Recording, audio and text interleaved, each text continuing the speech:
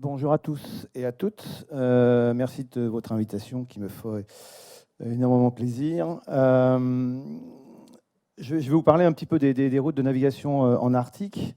Et je vais essayer de faire passer 3 messages qui sont un peu en contradiction avec ce qui est médiatisé, surtout dans l'actualité actuelle. Je suis marin, donc j'ai une vision et j'aurai des propos vus d'un marin. Il y a 3 choses. Donc, à savoir que les routes arctiques dont on entend parler beaucoup, ce ne seront dans les décennies à venir que des routes alternatives à Suez et à Panama. Quand je dis alternative, uniquement de délestage. Il n'y aura pas, a priori, j'en suis quasiment certain, au moins pour certains types de transports, de concurrence à Suez et à Panama, puisque en termes de volume, la route de Suez restera de ce côté-ci, je dirais, imbattable. Le deuxième point, c'est que l'Arctique, je le définis comme un espace fermé. Fermé sur 3 choses. Fermé d'abord, puisqu'il y a encore de la glace. Il n'y a pas de modèle météorologique, on l'a vu avec nos différents intervenants, de la glace qui fondra l'hiver. Dans tous les cas, elle se reconstituera. D'ailleurs, l'extension hivernale à la fin du mois de mars, début avril, elle n'est que très marginale en termes de diminution, quelques de 2-3%, alors que dans ces extensions estivales, on sait qu'elle a perdu à peu près 40% en 40 ans de sa superficie. Et donc, les routes maritimes, si elles se pratiquent sur des périodes estivales un petit peu plus importantes, c'est simplement que l'été, à fin de l'été. Fin de l'été praticable sans glace sur les routes maritimes du Nord, c'est en gros entre fin juillet et puis mi-septembre, fin septembre.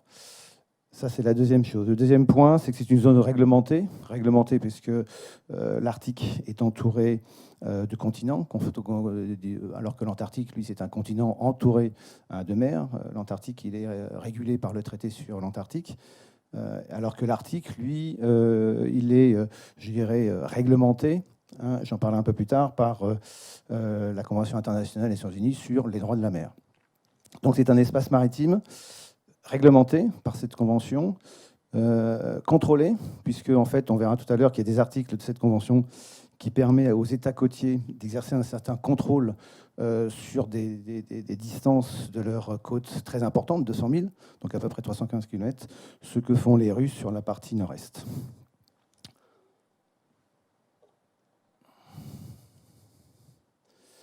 Alors pour une autre idée, un petit peu justement pour les routes praticables, il faut raisonner en flux de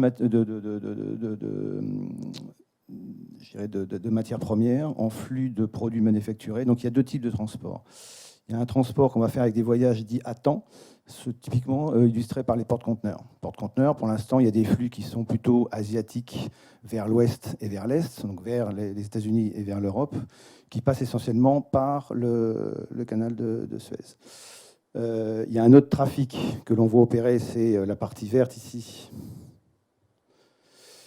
éventuellement de la Chine, de l'Asie, via Panama pour la côte est américaine. Là, ici, cette zone ne fonctionne que pour la partie asiatique, entre la Chine notamment, et puis la partie européenne et méditerranéenne. Et on voit effectivement ici, puisque dans cette projection de carte, les distances sont respectées, et c'est là-dessus qu'en fait les médias s'arrêtent et qui est un peu trompeuse, ou un peu rapide, c'est quand on voit cette route blanche le long de les côtes russes ou blanche du comté canadien, qui effectivement, en projection dite orthodromique, paraissent les routes les plus courtes. Mais routes plus courtes ne veut pas dire forcément les routes plus rapides, et c'est ce que je vais m'attacher à vous démontrer. Actuellement, en termes de trafic, parce qu'on dit effectivement que le trafic est en train d'exploser, il faut raison garder. Et quand on regarde un petit peu ici le nombre de navires, que ce soit en volume ou en nombre de navires par an, si on compare par exemple Suez, où on a à peu près, qui représente 8% du trafic maritime, on a en gros, vous voyez, 1 milliard de tonnes par an et en gros 78 000 navires par an. Le deuxième passage qui est Malacca, au large de Singapour et l'Indonésie, là c'est pareil, on a 100 000 bateaux par an en gros. Dover Strait, qui est le Pas-de-Calais, on est aussi sur des volumes de 88 bateaux par an. Sur la partie Bering, donc sur la partie nord-est, on est sur 88 navires par an. Donc en gros, le trafic de transit entre la Chine et l'Europe, par exemple, toute l'année, parce qu'en fait, il peut être aussi praticable de quelques bateaux l'hiver, s'ils sont escortés par des glaces, représente l'équivalent du trafic, le trafic annuel représente l'équivalent du trafic quotidien à Suez. Donc vous voyez qu'on n'est absolument pas dans les mêmes proportions. Si on regarde d'une manière maintenant dans cet espace justement qui est fermé, il est fermé donc à plusieurs titres. Il est fermé sur la partie de la cryosphère, c'est-à-dire qu'en gros, dans les périodes estivales, on va avoir des routes qui vont se libérer le long des côtes russes ou le long des routes canadiennes en raison de la fonte de la banquise. Alors, il y a eu des records en 2012, il y a eu des records en 2020, et vous voyez ici un petit peu les tracés du recul et d'extension maximale de la banquise pendant les périodes estivales, et on voit que ça dégage ici des routes maritimes. Hein. Ici, donc, en orange, c'est la route maritime du passage du nord-est, et puis celle en bleu de la partie du nord-ouest. Et enfin, il existe aussi en vert ici ce qu'on appelle un pont arctique, mais enfin qui est à la marge de l'océan Arctique. Et enfin, une route théorique qu'on appelle la route transpolaire ou la transarctique, qui est une route qui est la plus directe géographiquement puisqu'elle passe par le pôle Nord.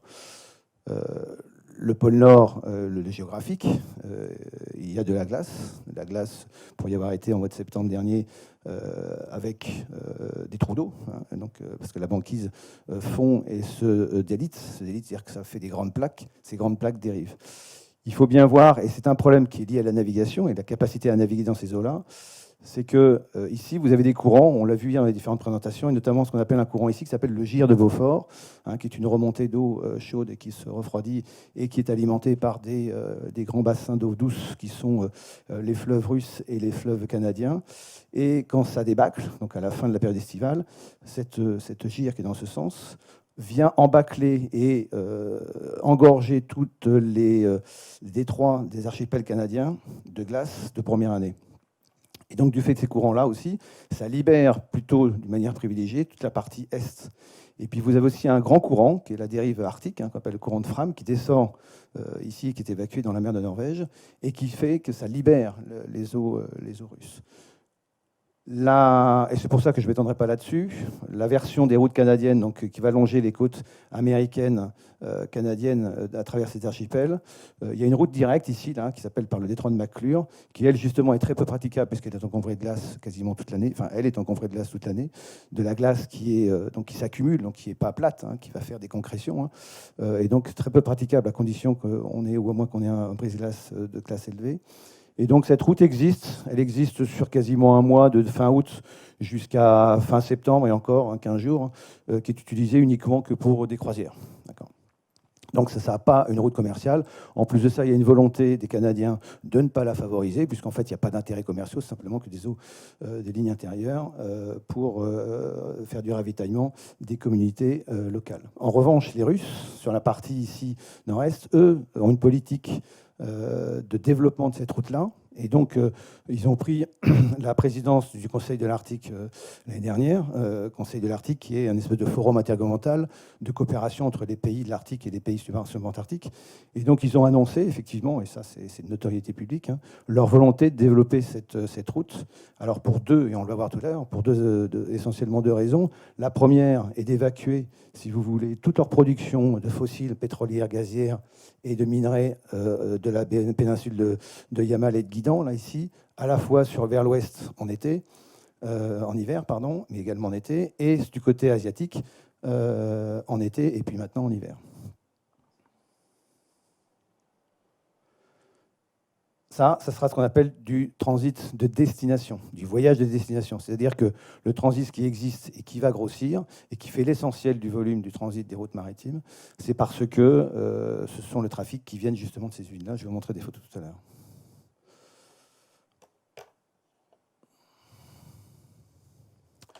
Alors, je dis pourquoi un espace fermé, parce que c'est limité, je vous dis, par les glaces. Donc ici, je vous ai superposé plusieurs photos, il y a 3 années de suite, de extension maximale de la glace, au début août, d'accord, ici. Et vous avez 3 années. Ici, la partie la plus foncée, la moins opaque, la moins transparente, là, qui est la partie orange, correspond à l'extension de la glace en 2020. Et ça a permis, si vous voulez,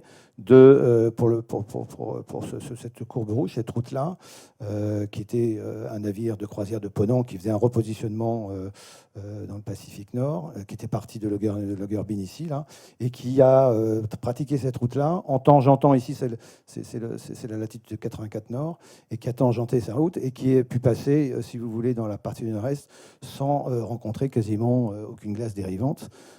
Ce qui est le cas à la fin de la période estivale. Sachant que ici, la route jaune là, correspond à la route du passage du nord-est, qui serait en fait cette route naturelle, voire même ici, on pourrait couper, il y a une alternative quand on passe ici au-dessus de la Nouvelle-Zambes. Donc, c'est praticable. C'est praticable. Là, vous avez ici cette marge ici qui correspond à la limitation des glaces de l'an passé et de cette année. Et vous voyez qu'ici, ce qu'on appelle les choke points, c'est-à-dire qu'en gros, sur les routes, là, il y a de la glace. C'est de la glace dérivante, même en période estivale. Donc, c'est pour ça que quand on dit que la route elle est praticable, oui, mais ça dépend des années.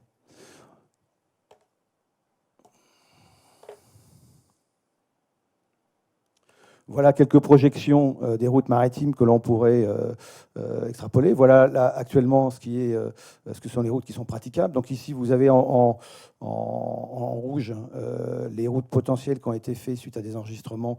Et là, c'est en fonction de navires qui ont des coques glaces. Donc on verra que les coques glaces, il y a des coques qui sont renforcées, d'autres qui sont de brise-glace. Et donc plus la coque est renforcée, plus je peux m'aventurer dans les glaces, des glaces de mer. Et puis ici, vous avez ce qu'on appelle les open water, c'est-à-dire en gros des routes praticables avec sans glace pour des navires qui sont nos coques glaces. Et on voit que jusqu'alors, effectivement, ce sont les routes qui sont pratiquées à la fin de la période estivale. La projection qui ont été faites, non pas en termes de volume sur le transport maritime mondial, mais en termes d'hypothétique présence de glace dans la période estivale, on voit qu'effectivement, ici, il pourrait y avoir une route transatlantique en 2050, à condition que le navire soit glace. Et en revanche, ça ouvrirait un petit peu plus, notamment sur le passage du McClure dont je vous parlais tout à l'heure, ou plus de trafic sur la partie des côtes russes sans aucun problème. Donc, si vous voulez, voilà, la projection dit on va utiliser la route la plus rapide par le pôle Nord. D'ici 2050, ça c'est une bonne modélisation. Non, d'ailleurs, le rapport du GIEC est là pour le préciser, on vous l'a dit hier, qu'éventuellement le pôle Nord pourrait se retrouver sans glace à la fin de la période estivale, mais ce ne serait pas récurrent. Ça pourrait arriver de temps en temps, puisqu'en fait, il n'y a pas d'extension linéaire chaque année. Des fois, cette année, par exemple, cet hiver, il y a eu beaucoup de glace. Et donc, on peut penser que l'été prochain, elle va beaucoup moins reculer et que la route maritime du Nord-Est sera moins praticable. Deuxième chose aussi qui est importante, on entend toujours parler, qui est un peu de la géopolitique, c'est moins maritime, mais enfin, le transport maritime, justement, il est motivé par le fait qu'il y ait des choses à transporter. Donc, je vous avais dit, il y a un flux de voyageurs de transit sur des produits manufacturés qui viennent de Chine vers l'Europe et les États-Unis. L'autre type de produits sont les matières premières. Donc, on appelle le transit de vrac, le vrac liquide ou vrac solide. En l'occurrence, le vrac solide, c'est le charbon ici pour la Russie, et le vrac liquide, c'est tout ce qui est hydrocarbures, pétrole et gaz. Les flux de matières premières sont plutôt axés, grosso modo, au nord-sud. Ils viennent des pays producteurs, c'est-à-dire en gros le Brésil, l'Australie, l'Indonésie pour le charbon, par exemple, le pétrole du Golfe Persique. Mais il n'y a pas, si vous voulez, de transport, si vous voulez, de Chine, par exemple, vers l'Europe pour le vrac liquide. Ils sont producteurs de charbon, mais ils s'en servent pour leurs besoins propres. Et donc, le vrac, il se fait uniquement à partir, ici, de cette péninsule-là, de Guidan et de Yamal, sur lequel il y a des usines notamment de production de gaz, qui est transportée sous forme liquéfiée. J'y reviendrai après, plus tard. Il est souvent dit que l'Arctique, c'est le prochain Moyen-Orient. Moyen-Orient au sens des ressources d'hydrocarbures. Alors c'est vrai, on fait toujours référence à une étude, on en a parlé, de 2008, qui n'a jamais été éprouvée, c'est des ressources supposées. Ici, vous avez en magenta là, les ressources, les bassins supposés, extrapolés, parce qu'on dit si il y en a sur Terre, a priori, pourquoi il n'y en aurait pas un peu plus loin et on se dit, voilà, ça, c'est des choses qui restent à explorer, à exploiter. Sauf que justement, avec cette fameuse convention des Nations Unies sur le droit de la mer, elle dit bien que ça définit des espaces maritimes. Alors vous connaissez tous les eaux territoriales, c'est-à-dire qu'à 12 000 des côtes, c'est l'État et les règles et le règlement de l'État côtier qui est souverain dans ces eaux-là. Au-delà, sur la partie sur la mer, les navires, c'est la haute mer, il y a liberté de navigation. Sur la partie de la colonne d'eau, sur la partie halieutique, la propriété, en gros, du poisson en mer, il est du ressort et de la propriété, je dirais, jusqu'à 200 000 sur la partie colonne d'eau. Alors, ça ne veut pas dire que les poissons ont le pavillon du pays sur leur nageoire, mais enfin, c'est un peu ça. C'est-à-dire que je n'ai pas le droit, moi, pays étranger, chinois, si je suis intéressé d'aller pêcher au-delà des eaux territoriales, donc en haute mer de la Russie, je n'ai pas le droit. Ou alors, c'est avec l'accord, il y en a des accords hein, avec l'État côtier. Pour ce qui est partie des ressources fossiles, c'est-à-dire en gros le gaz et le pétrole sous-marin, l'État côtier est propriétaire de ces ressources-là dans ces 200 000, voire même il peut en faire la demande, et c'est actuellement des dossiers qui sont instruits auprès d'une commission particulière rattachée aux Nations Unies. On peut même extrapoler et demander à récupérer, s'il est prouvé qu'il y a une continuité géoformologique entre le socle sous-marin, au-delà jusqu'à 350 000. Donc, ce qui fait que ce que vous voyez en bleu, là, ce sont les limites extérieures de cette fameuse économie exclusive économique, dans lesquelles les États côtiers sont propriétaires. Donc, si vous voulez, la Chine qui dirait « ouais, je veux y aller parce qu'il y a du pétrole », elle ne peut se faire que dans des cas de contrat d'exploitation avec les sociétés qui, éventuellement, peuvent être appelées à forer dans ces eaux-là. Actuellement, et je montrerai tout à l'heure des diapositives, il n'y en a qu'un projet, avec une plateforme qui s'appelle la plateforme de Prison de Malaya, en mer de Peshora, qui est offshore. Tous les projets d'usines d'extraction de pétrole, de gaz, de charbon sont des usines onshore, c'est-à-dire à terre. Et le potentiel à terre est énorme. Donc avant d'aller essayer de faire des extractions dans les zones qui sont couvertes par les glaces, qui coûtent très cher, il faudrait qu'il y ait un besoin de pétrole et de gaz très important dans ces zones-là. Donc ça veut dire un besoin des pays subarctiques, ce qui est le cas, parce qu'on fait que le gaz est très demandé. Dans le contexte actuel, ça revient un petit peu le devant de la scène, mais ça coûte très cher. Donc pour l'instant, il n'y a pas de projet.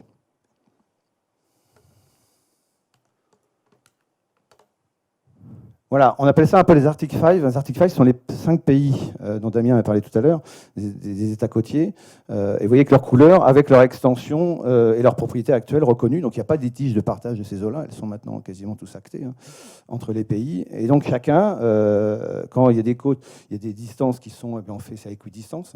Et vous voyez qu'il reste ici, au milieu, un trou, dans lequel il y a des revendications des pays en disant, et ce sont des dossiers qui sont en cours d'instruction, de façon à pouvoir s'approprier le sous-sol si un jour, et là aussi le si un jour c'est uniquement que l'été, donc avant de faire des plateformes qui puissent résister à la dérive des glaces, c'est pas quand même demain de la veille, même s'il en existe. Donc ça c'est un peu l'aspect géopolitique. C'est pour dire qu'effectivement il y a des convoitises qui sont faites, mais ces convoitises de toute manière ne peuvent pas appeler à des conflits parce que justement elles sont propriétaires des États riverains. Sur le plan de la navigation maintenant, donc je vais superposer toujours cette zone de ressources, elle n'y est pas. Et sur le plan de la navigation, en fait, ce sont uniquement que dans les eaux territoriales. Alors c'est même très particulier parce que de la Convention des Nations Unies sur le droit de la mer, elle dit bien que dans les eaux territoriales, j'ai le droit d'y transiter. Je ne peux pas interdire l'accès à un port, donc à un abri au sens sauvetage du terme, à un bateau étranger. Sauf s'il doit le faire à un moment donné, il doit pénétrer dans les eaux territoriales, il doit le faire de manière continue et rapide. Il n'a pas le droit de transiter long pour faire un voyage, mais à ce moment-là, il se met à l'extérieur des 12 000, mais il peut très bien passer dans les eaux territoriales. Et donc là, il y a un phénomène assez particulier, qui est anecdotique, mais enfin qui est bien, pour le noter, qui est un frein effectivement à la route maritime. C'est-à-dire que toutes ces zones ici sont au marron, ce sont des zones intérieures. C'est-à-dire que les eaux territoriales sont comptées à partir de cette ligne de base, qui est en deçà de laquelle, entre la côte et Sénina, c'est la souveraineté pleine. C'est comme si vous rentrez dans un port. Et les Russes se sont arrogés ces zones-là, entre les îles et le continent, qui sont des grandes distances, et au terme du droit de la mer, en fait, ce serait plus justifié que ce sont des détroits internationaux plutôt que des eaux intérieures. Alors, ça n'a jamais été contesté, puisqu'en fait, il n'y a pas de trafic, il n'y a pas d'enjeu. Donc, on le laisse comme ça depuis longtemps. Et puis, depuis 1986, c'est ce qu'a fait aussi le Canada. Et ça, c'est effectivement une chose importante. C'est que le Canada, il a considéré que cet archipel des îles Nord, qui pourraient correspondre, si vous voulez, un peu comme les Philippines, comme étant dans le droit maritime, des zones de transit d'un archipel, archipélagique, dans lequel j'ai le droit de transiter. Là, si vous voulez, ils sont arrogés comme étant intérieurs. C'est-à-dire, en gros, c'est l'intérieur du pays. Donc, ils ont une réglementation totale. C'est-à-dire qu'ils peuvent très bien y interdire le trafic. Et c'est ce que les Canadiens font, c'est-à-dire que là, la route qui pourrait être une route internationale, eh bien, en fait, elle passe dans les eaux territoriales. Donc là, il y a une légitimité à contrôler. Donc, ça veut dire, en gros, autoriser ou interdire. Sur le côté de la route nord-est, c'est de la haute mer, sauf si je suis amené à passer dans ces détroits, d'accord, des détroits qui par ailleurs ont très peu de tirants d'eau, hein, c'est en gros ce qui va justement limiter aussi des transits des tankers, par exemple. Un tanker, ça va faire 20 mètres de tirant d'eau, hein, si il fait 200 000 tonnes. Et là, ici, dans ce détroit-là, il n'y a que 12 mètres de tirant d'eau. Donc ça m'oblige à passer au large, mais au large, il y a peut-être de la glace. Donc c'est compliqué, ça reste compliqué.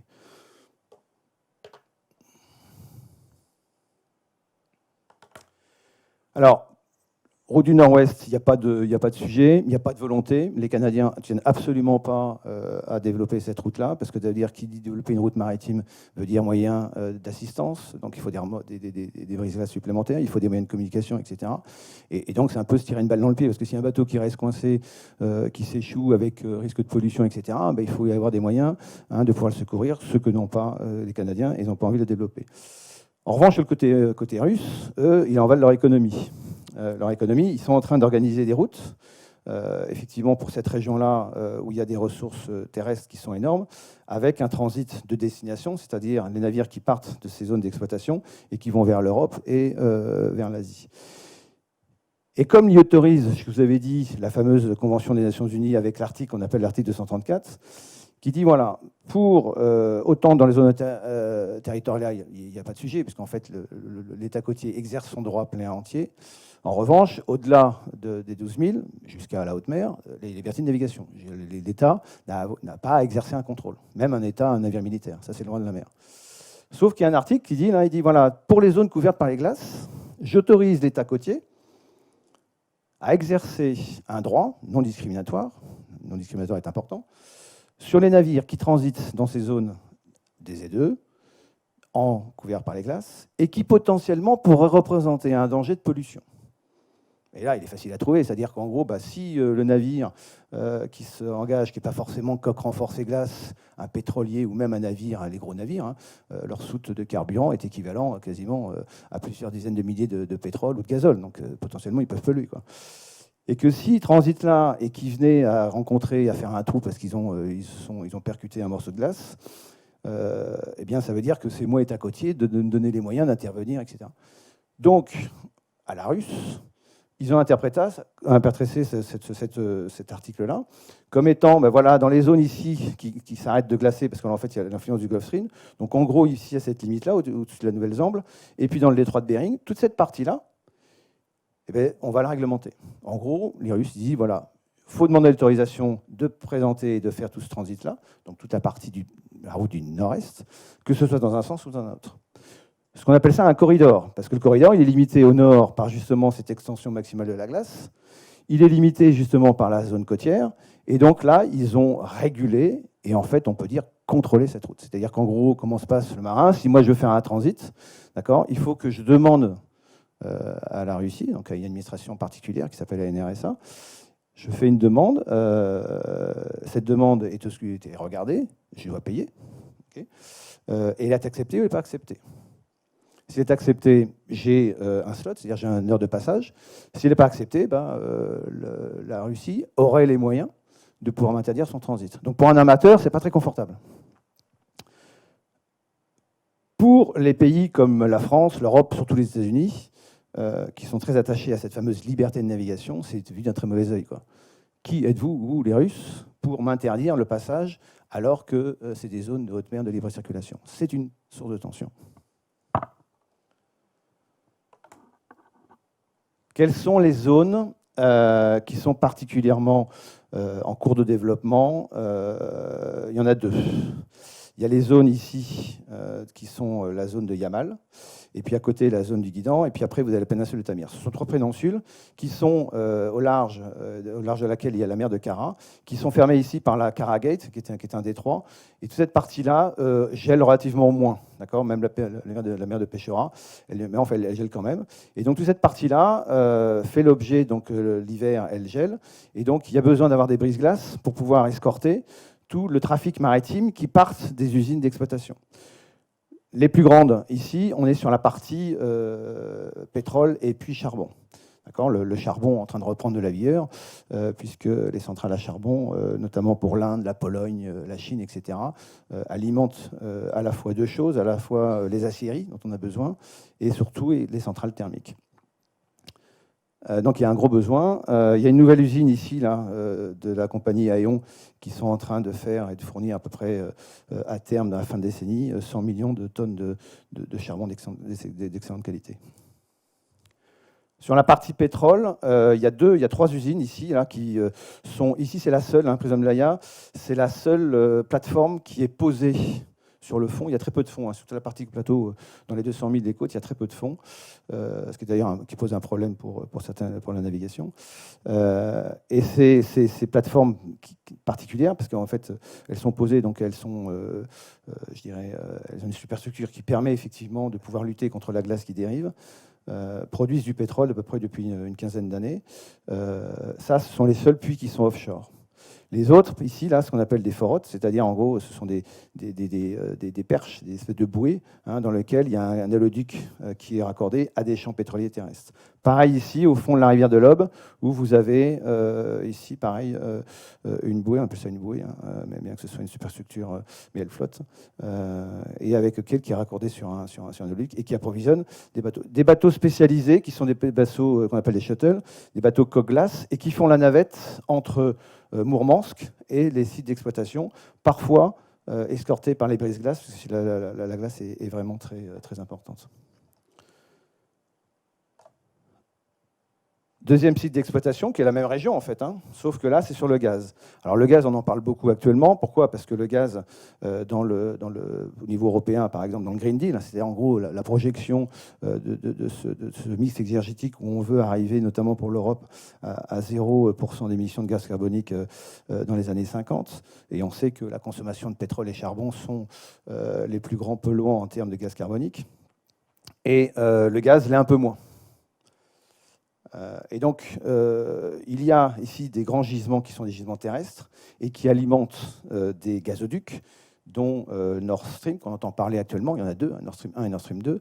Nord Stream 1, voire un autre qui s'appelle Yamal Europe, qui approvisionne l'Europe et la France, l'Allemagne, etc., surtout l'Allemagne, en gaz. Avec le dégel du permafrost, enfin du pergélisol, eh bien, ces structures de gazoducs qui sont soit en général sur la partie permafrost, qui sont construits sur le permafrost, et quand c'est partie plus meuble, parce que le permafrost c'est de la glace, hein, ils sont enterrés, mais toute la partie russe, avec le permafrost qu'ils font, eh bien tous ces gazoducs-là, les structures, elles viennent à bouger, il y a des fuites, etc. Ça demande un coût, et ça coûte très cher. Et donc du coup, les Russes, notamment ici, un entrepreneur privé russe, très proche du pouvoir, a construit, est en train de construire, la première elle est ici, une usine de liquéfaction de gaz, parce que le gaz, je le transporte de 2 façons différentes. Soit par gazoduc, à ce moment-là, il est compressé à 100 bars et on peut effectivement transporter des quantités importantes, ou soit à ce moment-là, pour avoir des quantités à peu près similaires, je vais compresser ce gaz, 600 fois plus que le gaz à l'état naturel, et pour ça, je vais le refroidir. Il faut que je le refroidisse à moins 160 degrés. Et à moins 160 degrés, il devient liquide. Et dans ce cas-là, je peux le transporter par voie maritime. J'ai des bateaux spéciaux, hein, avec des cuves, et ça me permet de l'évacuer dans des quantités conséquentes à partir de ces usines-là. Et là, je n'ai pas la problématique, hein, de gazoducs qui se déforment avec des fuites sur le permafrost. Et surtout, ça me permet d'avoir une mobilité de transport en fonction de la demande. Donc, ce sont des usines qui sont ici, alors le chiffre ne vous dira pas grand-chose, hein, c'est à peu près 20 millions de tonnes par an, mais tout ce gaz liquéfié approvisionne en gros pour une petite moitié du gaz européen et français, par voie maritime. Si je veux me faire approvisionner de gaz aussi provenant des États-Unis, du Qatar, de l'Australie, pour substituer au gaz qui viendrait par gazoduc, je ne peux que le transporter par voie maritime, hein, puisqu'il n'y a pas de gazoduc entre les États-Unis et l'Europe, par exemple. Donc il y a ici l'usine de Sabetha, là, ici, donc Yamal, qui est le premier projet. Actuellement, il y a un deuxième projet ici, Arctic LNG 2, avec les mêmes capacités et les mêmes technologies d'usines qui vont produire du gaz liquéfié. On pourra en reparler un petit peu dans le débat, parce qu'en fait, ces usines-là, dans lesquelles il y a des participations d'entreprises majeures européennes, avec des technologies européennes, qui pourraient mettre en risque, hein, avec justement les sanctions européennes qu'on connaît actuellement, avec effectivement cette malheureuse activité. On a également 2 autres projets qui sont, enfin 3 autres, hein, Arctic LNG 1, 3 et puis Hub LNG, qui sont effectivement du même potentiel, pour fournir du gaz russe, avec aussi des projets d'une autre compagnie qui est plutôt pétrolière, mais enfin qui fait faire du gaz, qui s'appelle Rosneft. Tout ça pour dire que ces zones-là, en termes de potentiel d'exportation, et donc qui vont contribuer à l'augmentation du trafic maritime, de son volume, proviennent de ces régions-là. Mais ça provient de gaz et de pétrole et de fossiles terrestres, pas maritimes. Et c'est eux qui contribuent à grossir le trafic maritime, mais uniquement sur des routes qui ne sont pas de transit, qui sont des routes de destination. C'est-à-dire que c'est entre la Russie et la Chine, ou la Chine et l'Europe. Mais pas des routes qui vont faire la Chine-Europe avec du conteneur, parce qu'en fait, on dit ça marche que la moitié de l'année. Pour ne pas les nommer, des grandes entreprises comme Maersk, comme la CMA, etc., n'y trouvent pas d'intérêt, puisqu'en fait, ça va qu'il faudrait qu'ils désorganisent tout leur trafic uniquement pour 3 mois de l'année, alors qu'ils ont établi leurs ports, etc. Il y a des ports de ravitaillement, il y a des ports où effectivement ils escalent pour récupérer d'autres conteneurs. Leur capacité de transport est massifiée. Leur schéma repose sur des porte-conteneurs qui font transporter à peu près jusqu'à maintenant 24 000 boîtes, alors que si on passait par l'Arctique, c'est simplement des porte-conteneurs qui feraient 5 000 boîtes. Les boîtes, c'est des conteneurs. Ça veut dire qu'il faudrait que je trouve des hubs pour les décharger, et recharger. Enfin, faire ce qu'on appelle du shifting, du shifting, pardon. Pour débarquer et rembarquer un conteneur, c'est des sous. Donc, en termes d'exploitation, ça serait effectivement trop cher. Et donc, pour le transport à conteneur, ce n'est pas intéressant. Juste les 2 derniers slides, et j'aurai fini. J'aurai mon temps, je pense.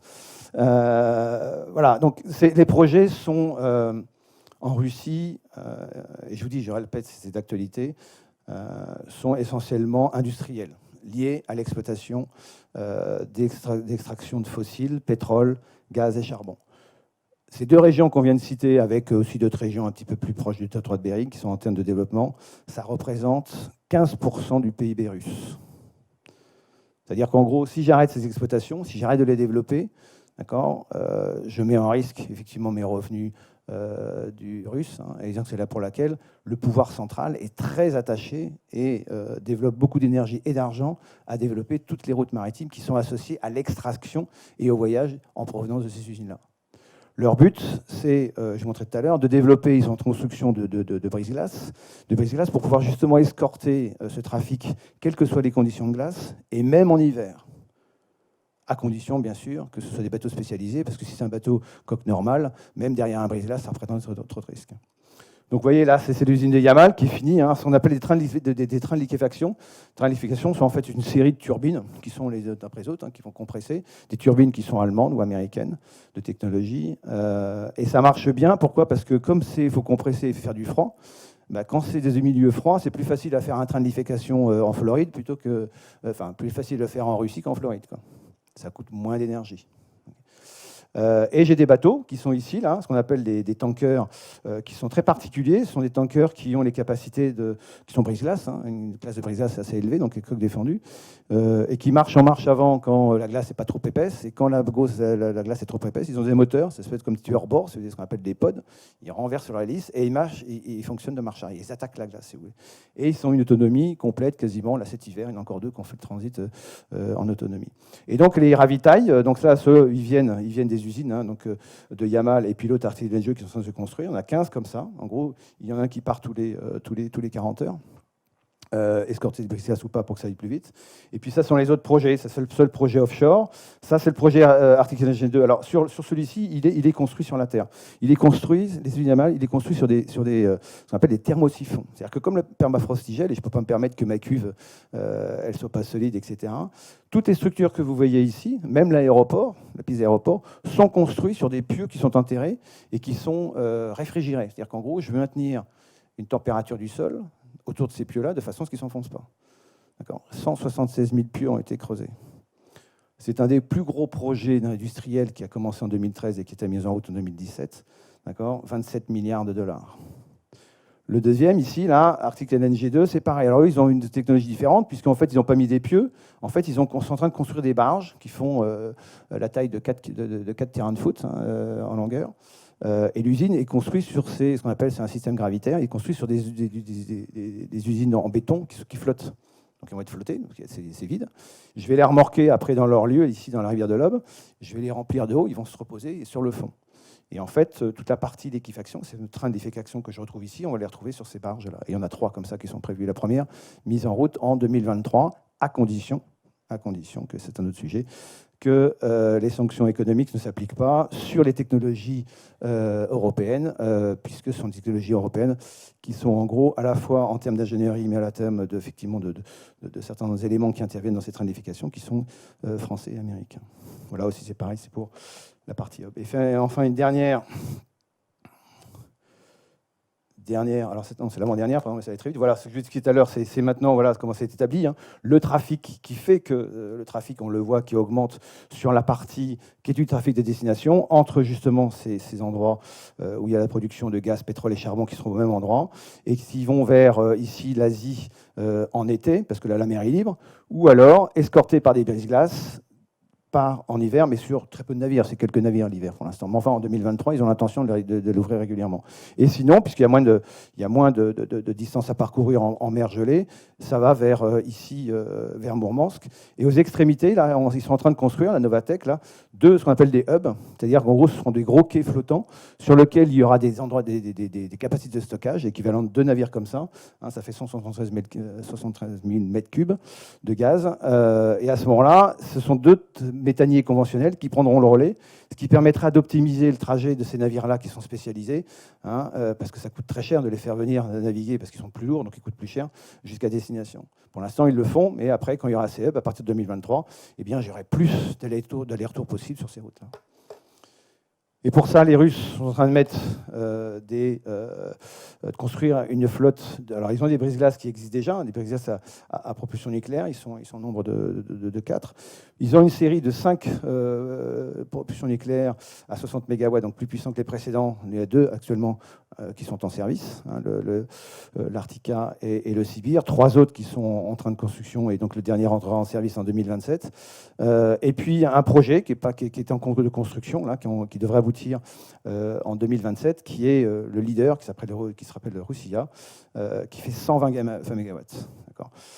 Et là, si vous voulez, ce qui est important pour comprendre un peu mon histoire de trafic maritime en hiver, c'est que je suis obligé d'ouvrir un chenal. Le chenal, pour qu'un navire puisse me suivre, pour que ce soit efficace, il faut qu'il fasse la largeur du tanker et des navires que j'escorte. Ici, ceux-là, ils font à peu près une trentaine de mètres. Les tankers qu'on a vus tout à l'heure, ils font 50 mètres de large. Ce qui fait que, enfin 48 exactement, ce qui fait que là, quand j'ai besoin d'escorter, eh bien celui-là, si pas un navire qui passe glace derrière, ça va être compliqué, parce qu'en fait, le chenal laissé, il n'est pas assez large. Donc ils vont construire ce navire-là, ils en construisent un, mais ils ont potentiellement, ça coûte $1 milliard un bateau comme ça, à construire. Il fait 50 mètres de large, donc pile poil la largeur des tankers. Et lui, il fera la Noria, il accompagnera, donc les bateaux pourront aller beaucoup plus vite derrière. Le but, c'est effectivement d'assurer en permanence une route pour ces tankers quasiment toute l'année. À côté de ça, on n'en parle pas ici, mais enfin c'est sous-jacent, si vous voulez. Ils ont effectivement développé des brise-glaces pour pouvoir ici déglacer les zones dans lesquelles j'ai besoin d'intervenir, pour escorter les navires dans les rivières.